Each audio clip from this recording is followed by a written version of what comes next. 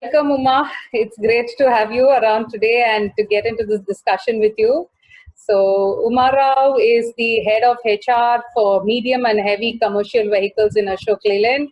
And I'm so delighted to have you, Uma, because it'll be great that all of us can, hear your wisdom. You have about, I think, 30 years of experience. So it's like amazing to hear from you, your thoughts and your views on how human resources as a function plays such an important role, and how organizations can pivot on human resources, and grow financially.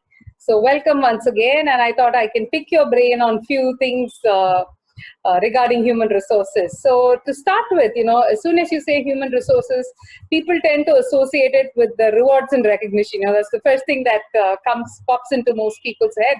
So what do you think can be a good basis of arriving at the right sort of rewards and recognition for any position? So what are your thoughts on that? Yeah.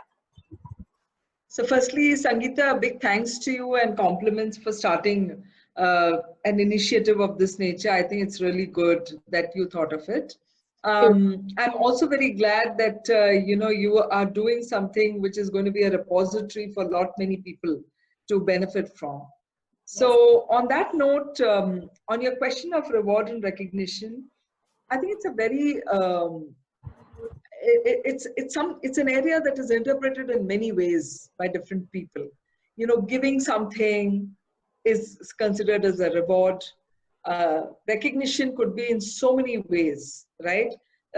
So I remember that there were 8 levers of recognition that we studied, which could be that if you leave me alone to do my work, that is recognition. Right from there to if you promote me, that is recognition. If you give me a very, very difficult task, that's recognition.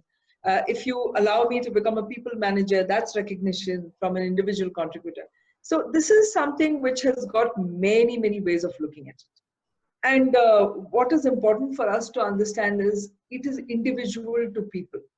You cannot have a common strategy for recognition across the board. It never works like that. Recognition is always individual.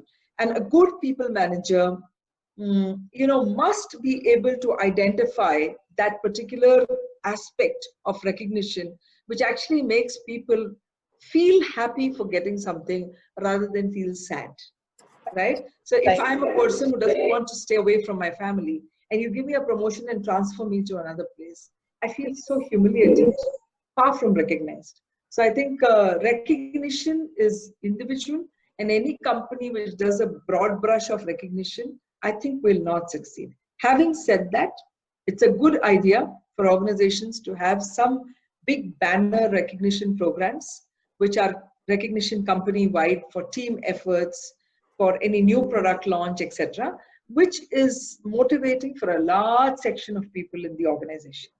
For example, in Ashok Leyland, we have something called Chairman's Awards. So you do something really breakthrough, the chairman himself comes down and hands over that award. And it's a big thing for people. And the award amount is also very handsome. Similarly, in the manufacturing side, we have something called Improve, which is about improvement in the manufacturing. And once you do that, it is showcased to thousands of people, and then you're awarded. So some big ones, but mostly individual. Right. Because what I also notice is, rewards is one thing, which is the monetary aspect, but recognition is also important. And I think both together, it has an emotional quotient as well, right? So while, the increase as such may not be too material for few people, but the emotions associated with it goes a long way. So how do you think one can, ideally balance that? Yeah. No, it's a very good question, Sangeeta, because recognition has to be day to day, literally, right?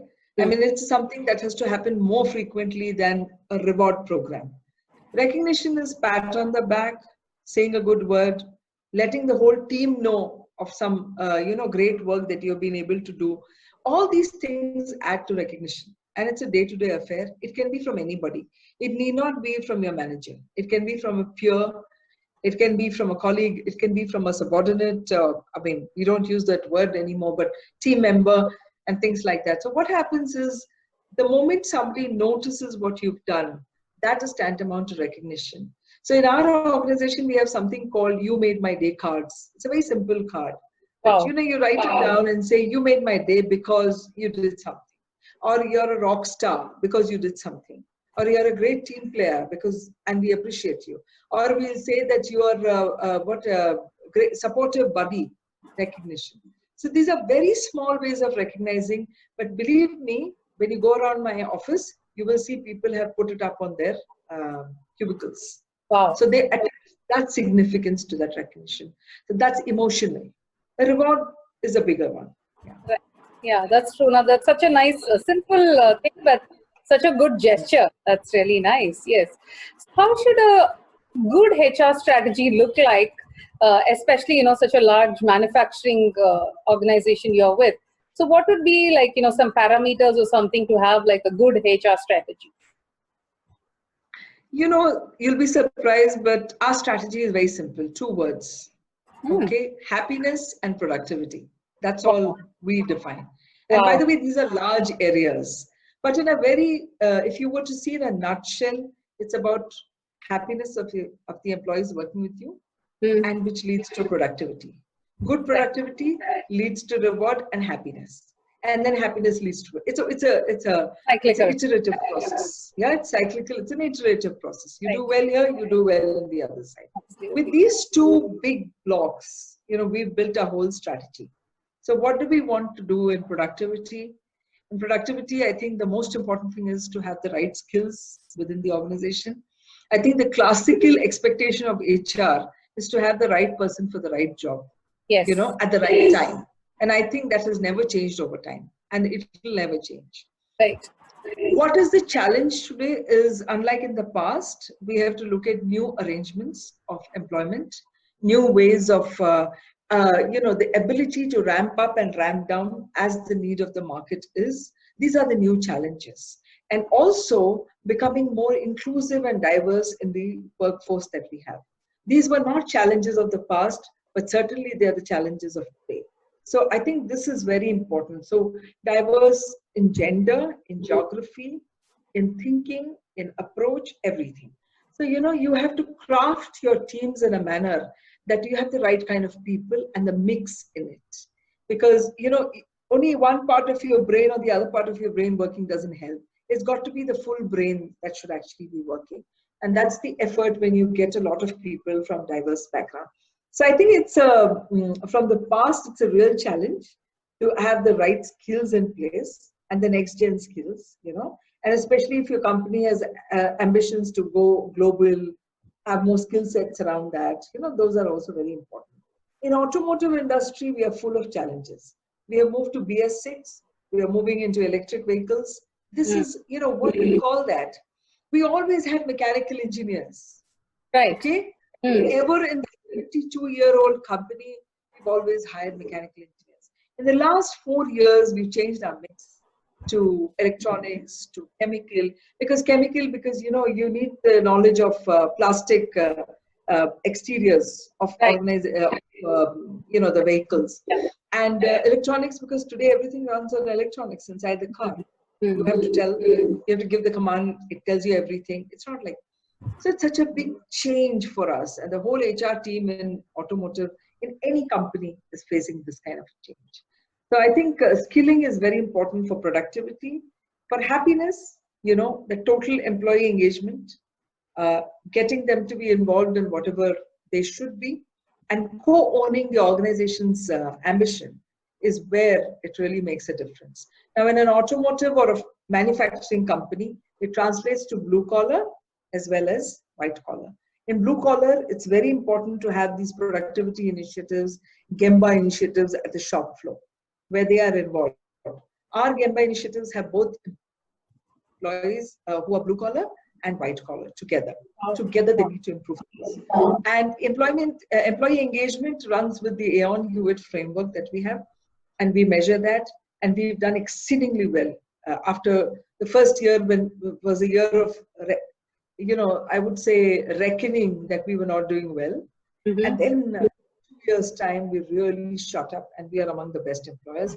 We got an award for being the best employer. So I think it's a co-owned purpose for people.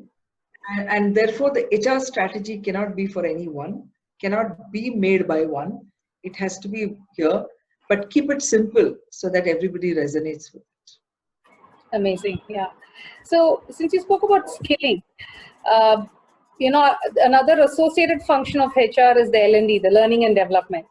So when and how would you take a call to provide, the necessary learning and development opportunities for your employees, and what would be the right time, and what would be a good basis of providing such training to them? I think one of the things that has revolutionized within our organization in the last some years is the way we have been skilling people. Okay. Even so, when this COVID started, in a way we were so well prepared, I have to say, because in the last 2 years we've moved majorly into online learning. We've changed the way we're learning.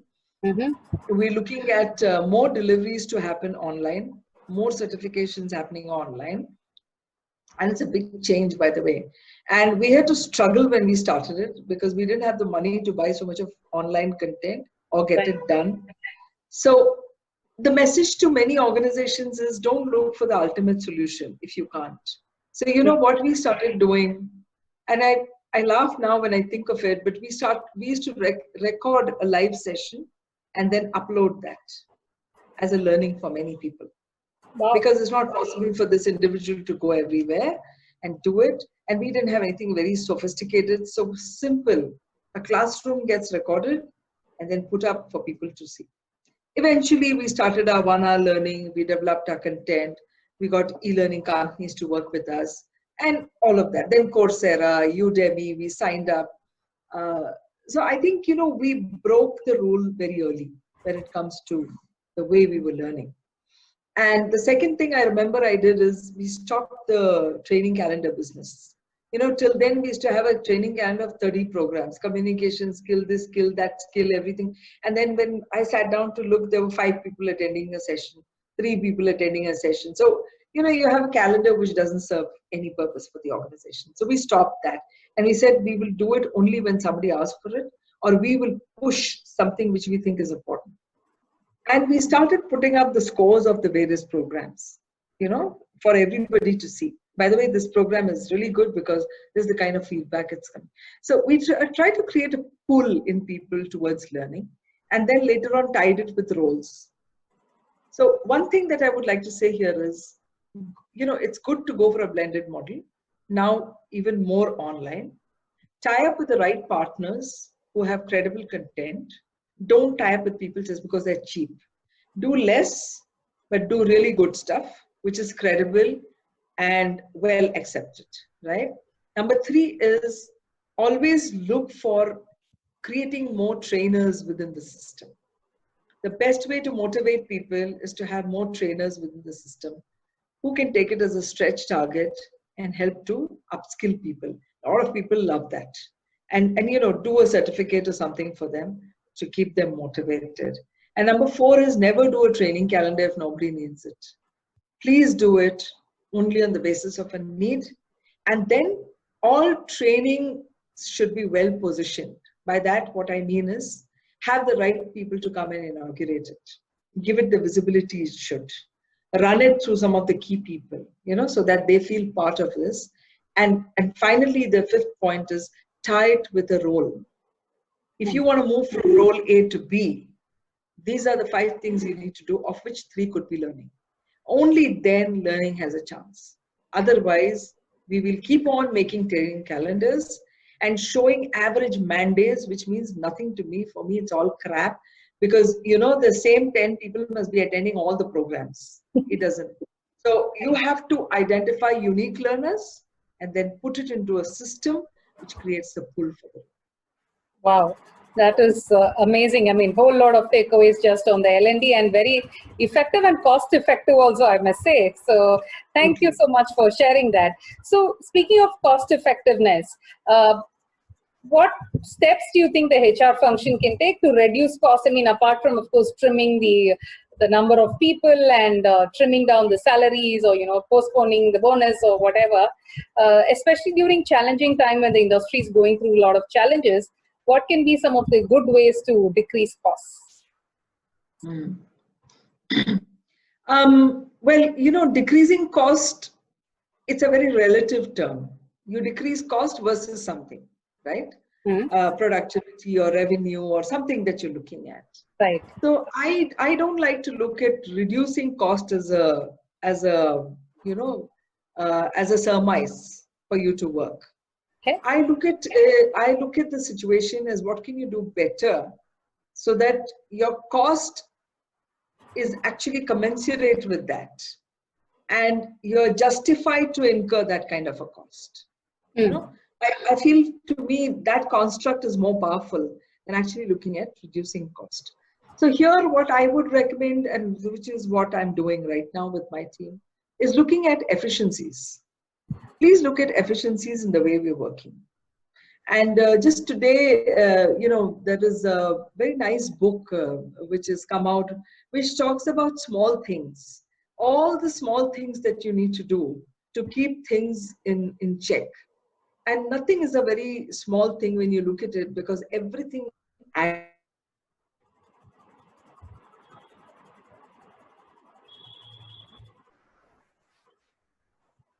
to make things happen.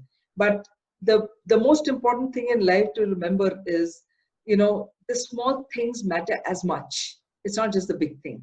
So there is this lovely book by James Clear, which says Tiny Changes, Remarkable Results. And the name of the book is Atomic Habits. I think it's a great one. It's actually about how the British cycling team had to improve because they were seeped in mediocrity.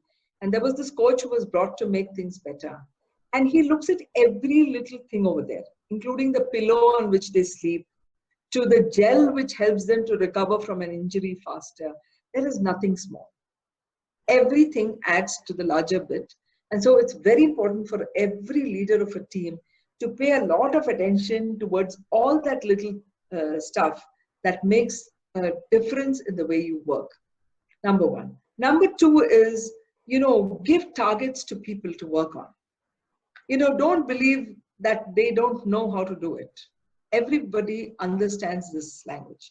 If you tell them that this is a target within which we have to operate, what's the best way of doing things? Trust me, people come up with such fantastic ideas that, no wonder the 3M story is so powerful, that the posters came not from the general manager of the company, but from a worker on the shop floor. So you never know where a great idea could be lying.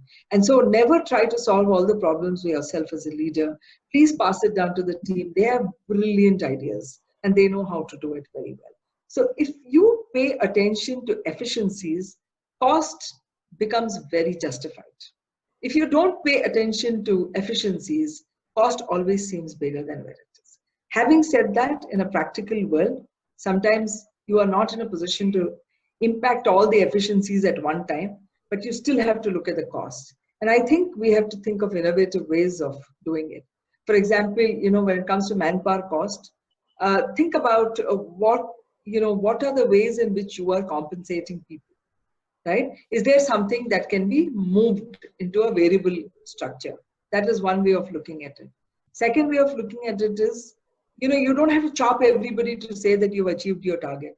You can be very, very humanistic in this approach and actually do some kind of a deferment of payment sometimes. You can also do, variabilization of the salary to get more productivity from people. So net, you have the opportunity to earn the entire salary, but the percentage of what is at risk kind of goes up higher. I think that those are very dignified ways of dealing with the problem, rather than going with a sledgehammer and saying that I'm going to chop everybody and finish off the story. It's no guarantee it's going to help you, because it's a very temporary measure. And more often than not, what is a manpower cost in any P&L? It could be anything from 5% to 12% or something, right? Where is the 88%? Who's looking at the rest of it? Yes. So I think it's a very easy thing to keep looking at manpower. But I think while we should do this job very carefully, but this is not the only place one has to look I love the first point you said. So in fact, I call it as a return on expense. Even an expense that you have, what benefit is the business deriving out of it? So once you look at that, I think it makes a lot of sense. So thanks for talking about that. So talking about talent management, what can be a right way to balance talent management with all the costs, the related costs involved apart from salaries? Talent management need not always be a very expensive proposition, the way I look at it. I will talk about talent development more than management. Okay, the difference being that talent development expects that you incur certain costs. Talent management is how to keep the right talent in the system. Basically, that's how I will distinguish. So, is it okay if I took a shot at it from these two angles? Yes, please. So talent development, for me, and classically, I've always believed this for a long time. It's a 70-20-10. 70 is on the job. You're learning with people. 20 is peer learning. And 10 is your kind of programs that you attend outside in the institutions and things like that, under tutelage of some people. So the question in front of anybody who's running this process is, don't pack it as a high expense for the 10%. It need not be. Think about the 70%. Do you have the right mentor with this individual? Is that mentor able to devote the time for the individual? And that can be an internal person, need not be any external person. Is there an opportunity for this individual to take up a challenging assignment? And list the challenging assignments. Is it about turning around experience? Is it about picking up a sick business and making a difference? Is it about working in another geography? Is it about being a people manager? Is it about cross-functional team working? What is it that you want this individual to really develop upon? And then provide that kind of an environment within the organization at zero cost. Okay? Go to 20% peer learning, it's zero cost. All it needs for you is to create a journal where you will team up with some of your peers and learn some of their practices and share something that you've done. No cost. 10%, you may choose to send somebody to Harvard or Kellogg or Oxford or something like that. It's up to you if you want to do that. And by the way, that's important because learning with others face to face is a very good thing, because not everything can happen through books and online conversation. You need to learn with some other people and expand your horizon, to understand. So if you can afford it, great. If you can't afford those institutions, there are some fantastic ones in India. Please go for them, comparable, I would say, if not better. We can go for it. If you can't afford that as well, tie up with one of these organizations to run an in-house program for you, which comes at 1/30th of the cost of what you'd incur by sending so many people. So there are so many ways. And believe me, like we were talking with one of the other companies in Chennai, they wanted to tie up with us to have an expert faculty to come from abroad. The possibilities of what you can do are immense, and the cost comes down by how much you can imagine. Collaboration. Yeah, absolutely. So we have to do that. And talent management to me is about having the right compensation structure, right career path, etc., that we need to build. So in compensation, I would say the teeth to tail ratio has to be maintained in sales organization. Teeth is the ones who go to the front end and either selling or manufacturing. Please compensate them in a different way as compared to people who are on the back end and don't really absorb the market straight on. But it's a good idea to share among all so that everybody is motivated at the end of the day. So these are, so if there is a high pot, if you don't make that person feel like a high pot, then what's his incentive to do more work? What is a fantastic young lady's incentive to do better next time if you're not going to recognize her at all? So I think this is very important to keep the distinction. And one of the things I feel happy about in Ashok Leyland, from a very socialistic way of rewarding, we've actually moved towards high pot rewarding, because we realize it's very important for us to keep the right people motivated. There are 20% people at the top who can make 80% of the difference to the company have to be treated properly. I think that is something, in an organization like this, it's a big breakthrough because they're not very open to some of these newer concepts of working, because there is always this apprehension that I may be doing injustice to others. And so it's a long journey and hard, but I think it's important for people to know that there is no injustice. In fact, if you don't keep the right people, you could be doing injustice for the whole organization. Yeah. That's some amazing insights on the high pot, and you said is very, very true. Another thing is, how often do you think a HR head should be reviewing the HRMIS, and what are the key parameters they should be looking at it, especially from the finance perspective? Yeah. So I think you have to do it every month for sure, and little more if in such times as we are going through right now. It's important to keep track. So manpower cost is something that I review every fortnight because we make a plan and we want to see whether we're sticking to the plan. Secondly, you asked how often it should be done and the financial perspective. Yeah. The financial perspective is very important. And this is again one place where HR doesn't get it right. They don't know to read balance sheet.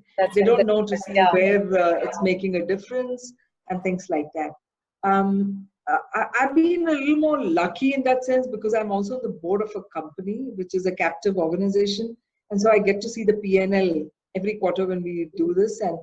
But I think it's very important for us to see where we are leaking and where we are actually doing the right stuff. And actually, we should also have the ability to look at other heads in the P&L and ask the right questions. So one of the things for our HR team, which we're planning, is how to read a P&L. Is one of the trainings that we're going to be doing shortly. How to read it and what are the key things you should keep in mind.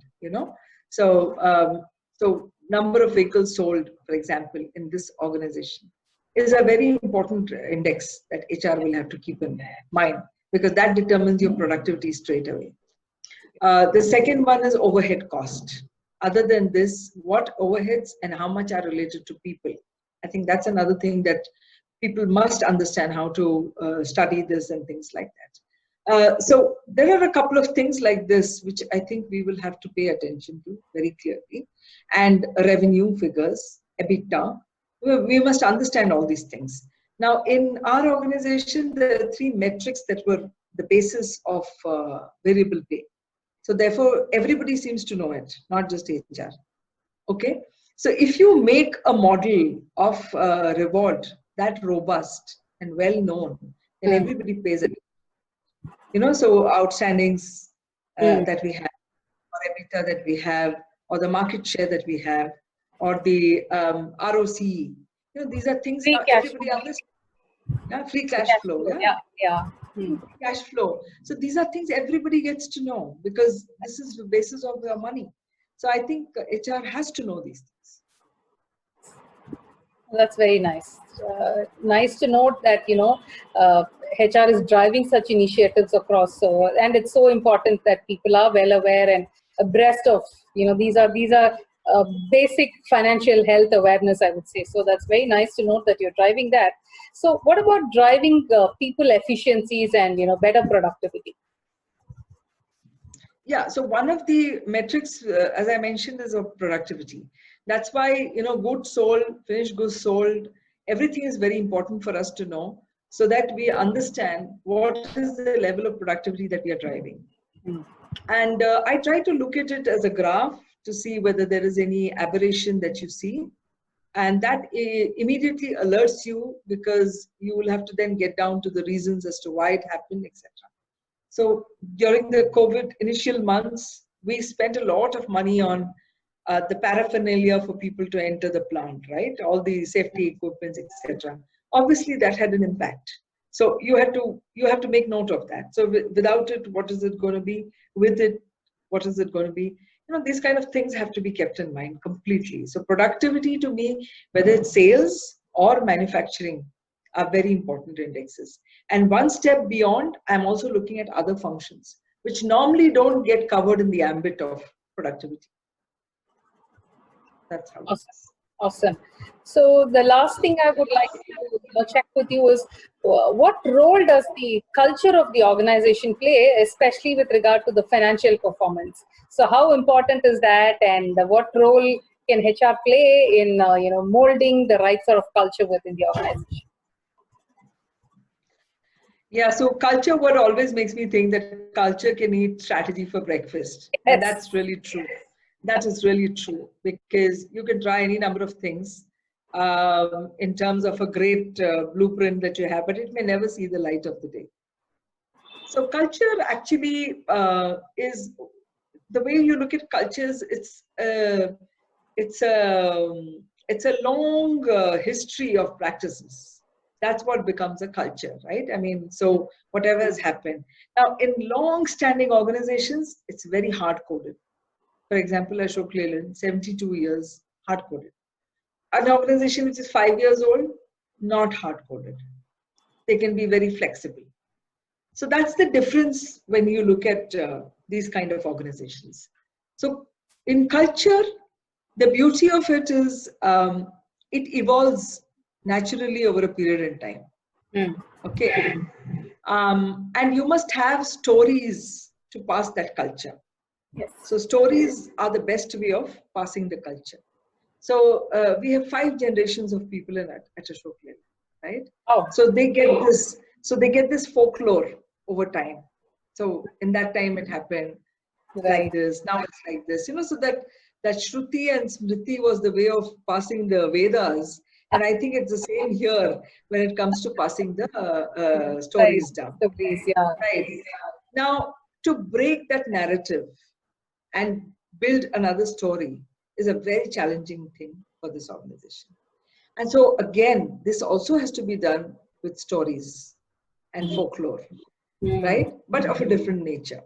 It's not about what happened in Ashok Leyland 50 years back.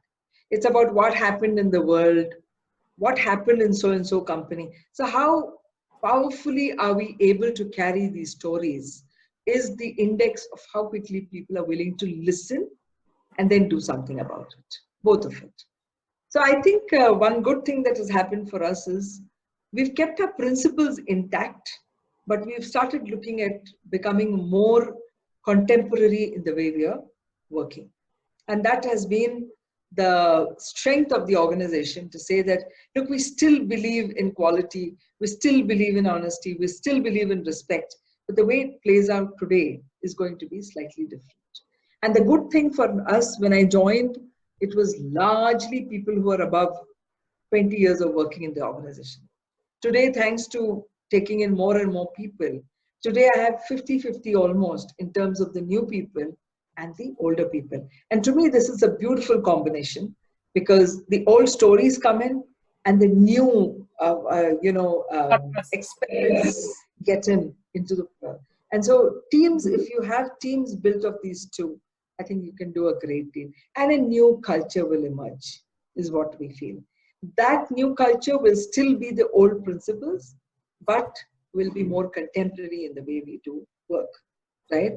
So right from the way you address people, to the way people dress, to the way they behave in meetings, to the way they define success compared to the past, right?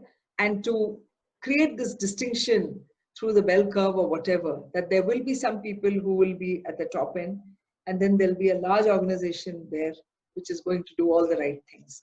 I think these have been very craftily done over the last few years to change the perception of the people and the organization. So it's hard-coded, hardwired, but if you don't mess around with your principles, then there's a very good chance that that adoption to the new way will happen. And the culture slowly but surely moves towards the right thing. So we still like to be sensitive to people. We don't do knee-jerk reactions with them, but we need to win. So one of the principles is we need to win in the marketplace. And so that gets carried out in a different form. So it's very interesting to do this experimentation and to get a whole set of diverse people to believe in this journey.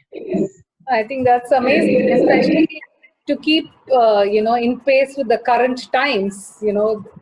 keeping your basic values and principles intact, along with the blend with the current times. I think that's beautiful and amazing. That's very interesting to hear. So hats off to you and your team for putting this together, and thank you so much for being part of the show and sharing all your knowledge and wisdom over the years. It has been very enriching, and I'm sure people watching this would also feel very enthralled about the entire experience. So great. Thanks once again, Uma. Wonderful having you. Sangeeta, thank you. And I wish to tell you that a 72-year-old organization gets built with a lot of stalwart people, leaders. So it'll be very unfair for me or this team to take the credit for it solely, because there are many good people who have done some outstanding work to bring it to this stage. And so I really want to acknowledge the contributions of all those people. And every organization that I have worked, I have seen that there have been some really amazing people who have had passion to drive things in an organization.